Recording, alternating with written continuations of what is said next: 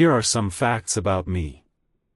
I hired Tesla for work, but very quickly hated him. My wife died young.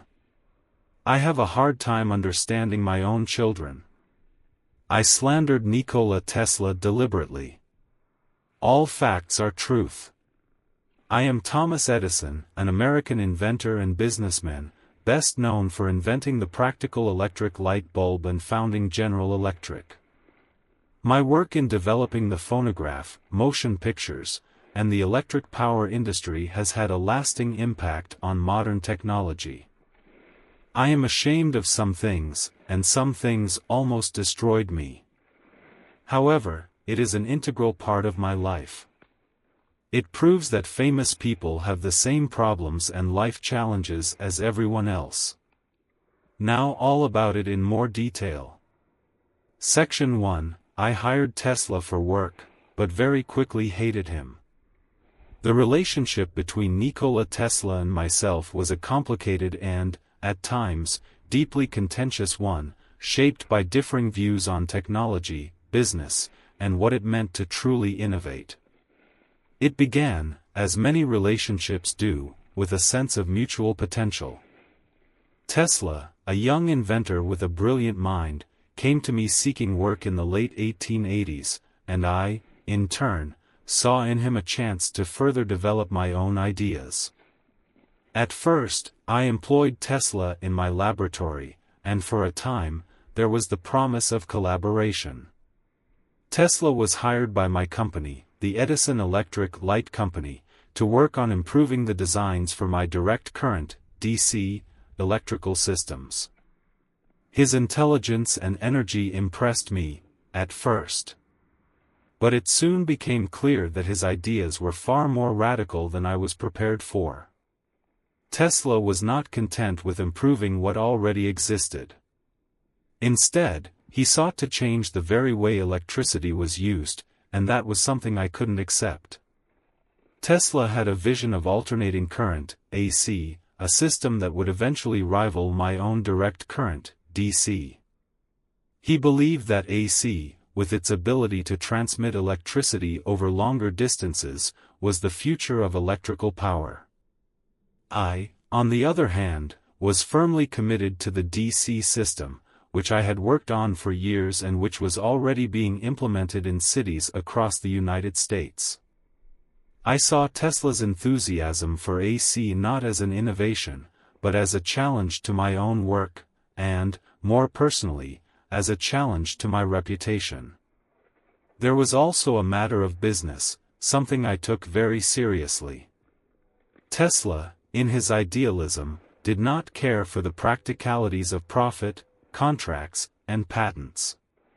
He was an inventor, but he was not a businessman. I, however, was deeply involved in both science and commerce, and I knew that the success of an invention was as much about its financial backing and marketability as it was about its technological merit.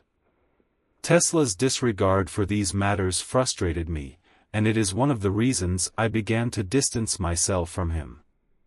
The turning point came when I promised Tesla a significant reward for solving some engineering problems related to my DC system.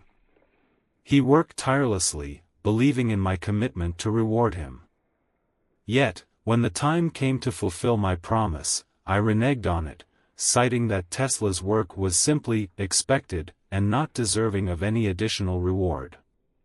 This act of dishonesty, something I never fully acknowledged at the time, was a betrayal, and it drove Tesla away from me. He quit, and I, instead of acknowledging his brilliance, began to publicly denounce his ideas, which would be the beginning of the rivalry that would last for decades. In hindsight, I see that this was a mistake. Tesla was brilliant, and his ideas were groundbreaking. But my pride, my obsession with maintaining control over my own inventions, and my reluctance to accept new, radical ideas blinded me to his genius. Instead of embracing his innovations, I chose to disparage them, to promote my own system of DC, which I believed was superior and more practical. This would culminate in what became known as the War of Currents, a battle for dominance between my direct current and Tesla's alternating current. I mounted a public campaign against AC, trying to discredit it by portraying it as dangerous and impractical. I even went so far as to electrocute animals in public demonstrations, claiming that AC was lethal and unsafe.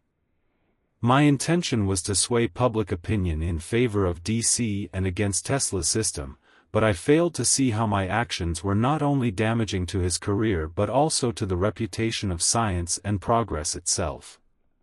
The War of Currents was not just a business or technical dispute, it was a matter of personal pride, and I became consumed with the desire to be right, to prove that my inventions were superior. Tesla, in turn, became more deeply committed to his own vision, and as he gained more support, especially through the financial backing of others such as George Westinghouse, the gap between us widened. Looking back, I realized that my rivalry with Tesla was not just about the superiority of DC versus AC, it was about ego, pride, and an unwillingness to evolve. Tesla's system of alternating current ultimately won out. It was more efficient, capable of long-distance transmission, and became the standard for the electrical power industry. DC, despite my efforts, could not compete with the technical advantages of AC. And yet, I remained steadfast in my belief that I had been right, that my system was superior. My refusal to acknowledge Tesla's genius, or to appreciate the brilliance of his ideas, only fueled the bitterness between us. In the end, Tesla's vision reshaped the world. His alternating current became the foundation of the modern electrical grid, and his innovations in electromagnetism, radio waves, and wireless communication were revolutionary. But by the time he had achieved the recognition he deserved, I had already passed the peak of my own career, and our rivalry had faded into history. Tesla died in relative obscurity, his contributions to science and technology only fully acknowledged after his death. As for me, I continued to build my empire around my DC system, but it was ultimately overshadowed by the greater success of AC. I have often wondered how different things might have been had I not let my personal pride stand in the way of progress. What if I had supported Tesla, acknowledged his genius, and helped him bring his ideas to the world? What if, instead of dismissing him, I had embraced the change he represented? Perhaps the history of electrical power, and my own legacy, would have been different. But that is a question I can never answer. My relationship with Tesla was a painful reminder of the destructive power of ego and pride. I believed I was right, and I was determined to prove it, no matter the cost. In doing so, I not only damaged my own reputation but also hindered the progress that Tesla's ideas could have brought to the world sooner. The rivalry between us, in the end, was not just a battle of scientific ideas, it was a battle between two men, each with their own vision, their own ambitions, and their own flaws.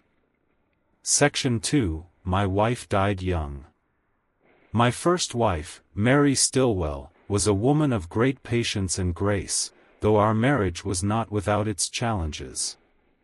She was only 16 when we first met, and I, at 24, was already deeply entrenched in my work. She was, by all accounts, a good and loving woman. We married in 1871, and soon after, she became the mother of our 3 children, Marion, Thomas, and William. But our happiness was short-lived, and the seeds of tragedy were sown early. At the time, I was consumed by my work. My obsession with inventing, with pushing the boundaries of what was possible, left little room for anything else, especially family. Mary, in her quiet devotion, often found herself in the background of my life. I was always thinking, always experimenting, always focused on the next big idea. The demands of my career took precedence over everything else. I was driven, perhaps to the point of obsession, and I didn't always recognize the toll it was taking on her and our young children. Mary's health began to suffer. She had always been a delicate woman, and the stress of raising 3 children while dealing with my relentless work schedule took a heavy toll. It was clear to those around me that she was not well, but I, consumed by my work, failed to give her the attention and care she needed. I was blind to her suffering, caught up in the whirlwind of my own ambitions. Her death, when it came, was sudden and devastating. She passed away in 1884 at the age of 29, leaving me a widower with 3 young children. It was a profound tragedy, and in many ways, it marked a turning point in my life. The pain of losing Mary was something I never fully reconciled with. I was left to care for our children on my own, and while I tried to continue my work, something inside me had shifted. I had lost someone who had been my partner, my support, and the mother of my children. There were many who believed that my work, my all-consuming focus on invention, had been the cause of her early death. While I never fully accepted this, I could not deny that my neglect of her health and well-being had played a role in our strained marriage. I was always immersed in my experiments, my inventions, and my ideas. I would spend long hours in my laboratory, often neglecting my family in favor of the pursuit of my next breakthrough. Mary's passing was not just the loss of a wife, it was the loss of something deeper, something I could not quite put into words. She had been a part of my life for over a decade, and in her death, I was left with a sense of emptiness that I could not fill. The pain of her loss lingered, and in many ways, it marked the beginning of a new phase in my life, a phase where I became even more consumed by my work, perhaps in an attempt to numb the grief I had not fully processed. In the years that followed, I remarried twice, but neither of my subsequent marriages ever filled the void left by Mary's death. My relationships with other women were marked by the same obsessions, the same neglect, and the same inability to balance work and family. My devotion to my inventions remained my primary focus, often at the expense of those closest to me. Looking back, I realized that I was a man of contradictions, capable of great brilliance and creativity, yet often blind to the needs of those who loved me. My first wife, Mary, was one of the many casualties of my relentless pursuit of innovation.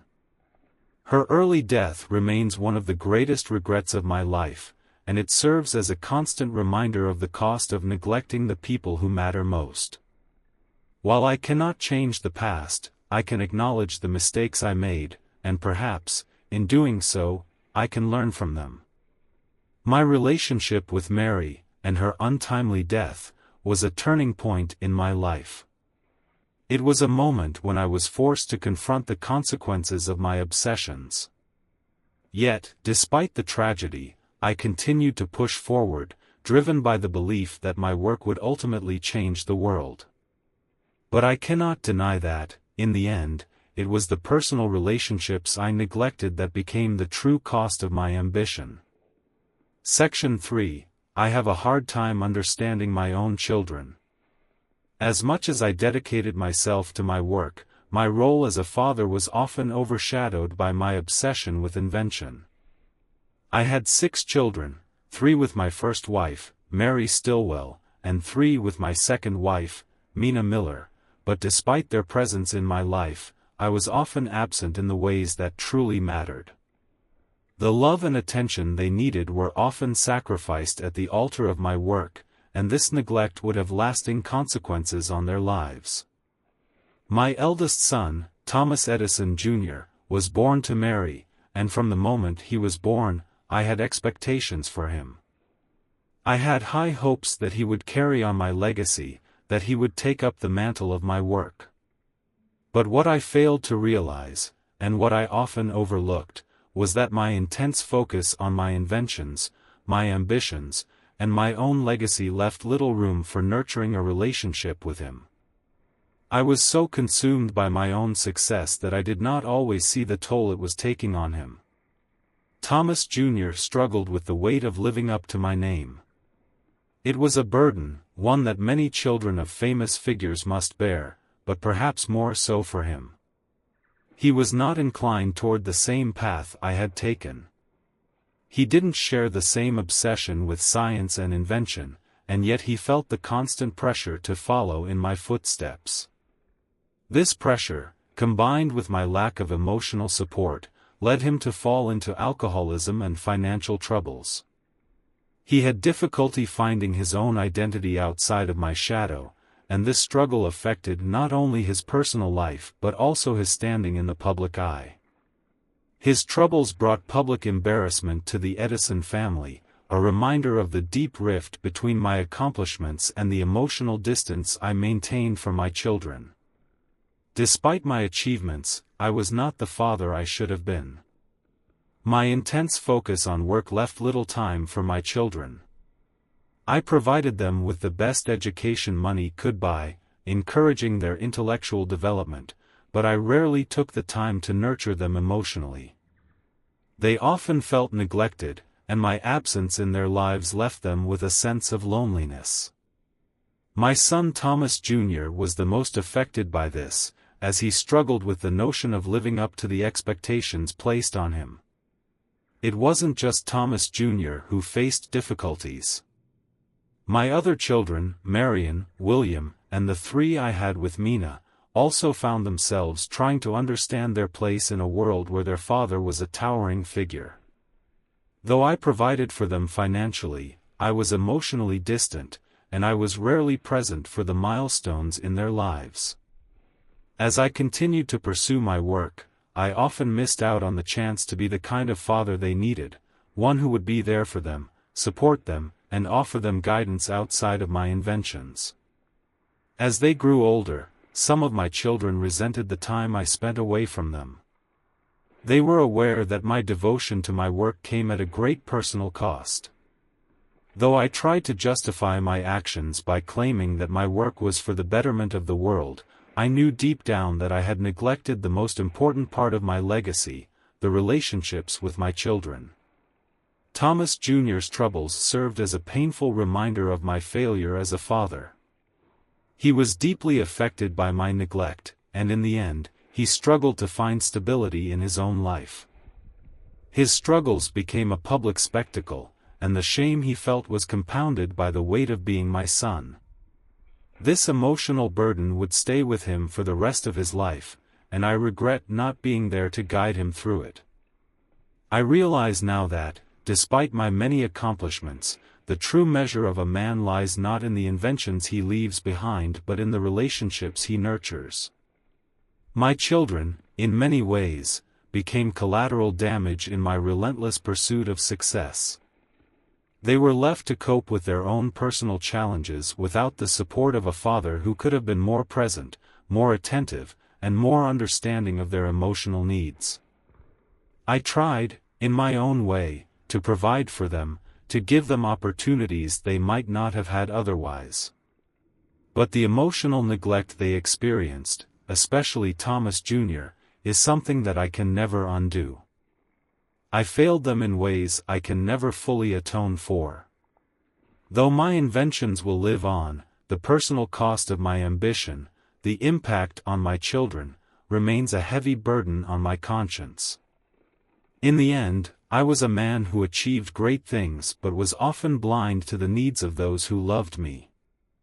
My legacy will be remembered for the inventions I left behind, but the true cost of that legacy was the emotional toll it took on my family.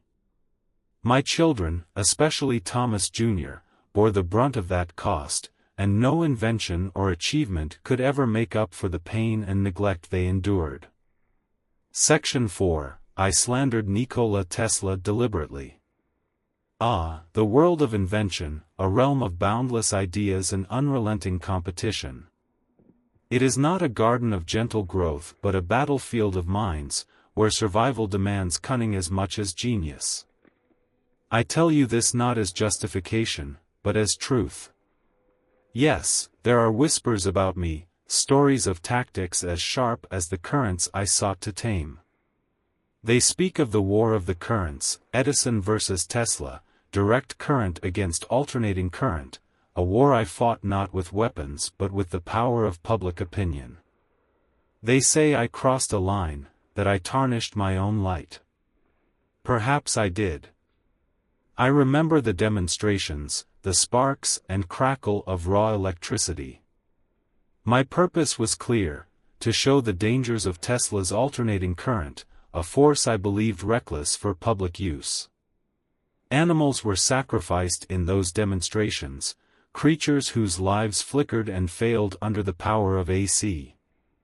It was brutal, yes, but I believed it necessary. Necessary to protect the world from a force I deemed uncontrollable. But was it truly protection, or was it fear of being overshadowed? Even I cannot say for sure. Nikola Tesla, his name rises like a specter in my mind. Brilliant, eccentric, relentless. I hired him once, you know, this man of strange ideas and boundless energy. I saw his potential, but I could not see his vision. He proposed a world powered by alternating current, a system I dismissed as folly. Perhaps I underestimated him, or perhaps I feared what he might achieve. And so, I fought. I fought with my inventions, with my words, and yes, with tactics that now feel heavy on my conscience. Smear campaigns, they call them. But in my mind, they were strategies, sharp tools wielded in a struggle where failure meant irrelevance. Did I see the man behind the rival? Perhaps not. I remember the early days, when Tesla and I first crossed paths.